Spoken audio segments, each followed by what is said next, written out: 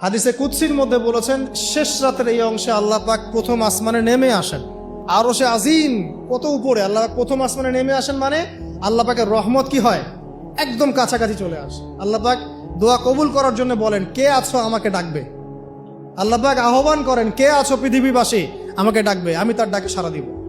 কে আছো আমার কাছে দোয়া করবে, আমি তার দোয়া কবুল করব। কে আছো আমার কাছে ক্ষমা চাইবে, আমি তোমাকে ক্ষমা করে দিব। কে আছো অসুস্থ, আমার কাছে শেফা চাইবে, শেফা দিয়ে দিব। আল্লাহ পাক আহ্বান করতেই থাকেন ফজর পর্যন্ত। কি পর্যন্ত? আর ওই সময় এই যে সারা রাত জায়গায় মানুষ ওই সময় ঘুম দেয়, তাই না? ঠিক ওই সময় দেখবেন শহর কেন্দ্রিক জীবনে লক্ষ লক্ষ মানুষ জেনা করতেছে ওই সময়। ঠিক ওই সময়টাতে দেখবেন যে লক্ষ লক্ষ মানুষ মদ খাচ্ছে, লক্ষ লক্ষ মানুষ পর্নোগ্রাফি দেখতেছে, মুভি দেখতেছে, চায়ের দোকান আড্ডা পিটাচ্ছে, শপিং করতেছে, কি না করতেছে। আল্লাহ পাক আহ্বান করছেন ওই সময়, আল্লাহ পাক আহ্বান করছে, কে আছো, কে আছো আমাকে ডাকবে, কে আছো। মানুষ এই কাজ করতে থাকে। অথচ আল্লাহ পাক জাহান্নাম সৃষ্টি করেছেন কাদের জন্যে? আমাদের জন্যে। জান্নাত কাদের জন্যে?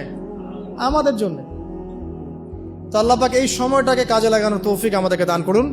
এই সময় উঠে যতটুকু আপনার সামর্থ্য হয়, 2 রাকাত পারলে 2 রাকাত, 4 পারলে 4, 6 পারলে 6, 8 পারলে 8, 20 পারলে 20, যত রাকাত পারেন আপনি 2 করে নফল নামাজ পড়তেই থাকেন।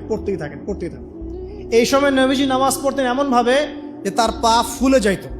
1 রাকাতে 4.5 পারা কোরআন তেলাওয়াত করেছেন। আমাদের তো এত ক্ষমতা নেই, আছে? আচ্ছা নেই, সূরা ইখলাসটাই পড়েন, 1 বার না পড়ে 10 বার পড়েন, 20 বার পড়েন, পারা যাবে না? 1 রাকাতে 12 বার সূরা পড়া যাবে না? যাবে। একটা আয়াতও বারবার পড়া যাবে না? আপনি রাকাতটাকে লম্বা করেন, রুকুকে লম্বা করেন, সেজদাকে লম্বা করেন, যত দোয়া আছে এই সেজদার মধ্যে ঢেলে দিবেন।